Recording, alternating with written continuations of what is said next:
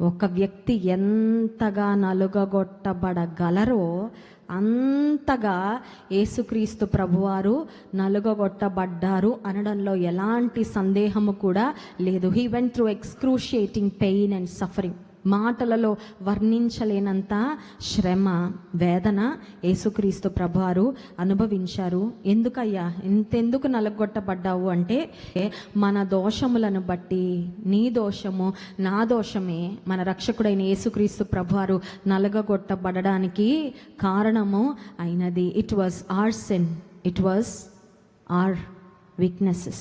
మన బలహీనతలే, మన పాపమే, మన అపరాధములే, మన ఇనిక్విటీస్ యేసుక్రీస్తు ప్రభువారు సిలువలో నలగొట్టబడడానికి కారణము అయింది. పాపమునకు జీతము మరణం.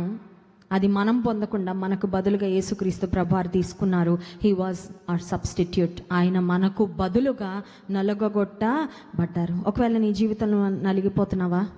చాలాసార్లు నలిగిపోతాం, కానీ నలిగిపోతున్నామని మనకి తప్ప ఎవరికి తెలియదండి. ఎంత నలిగిపోతామో నలిగే వ్యక్తికే తెలుస్తుంది. కొన్నిసార్లు ఎవరికి చెప్పలేము. కొన్నిసార్లు చెప్పినా ఎవరికి అర్థం కాదు కూడా. కొన్నిసార్లు చెప్పినా చాలా లైట్ తీసుకుని, ఇంత చిన్నదానికి ఇంత ఫీల్ అయిపోతున్నావా?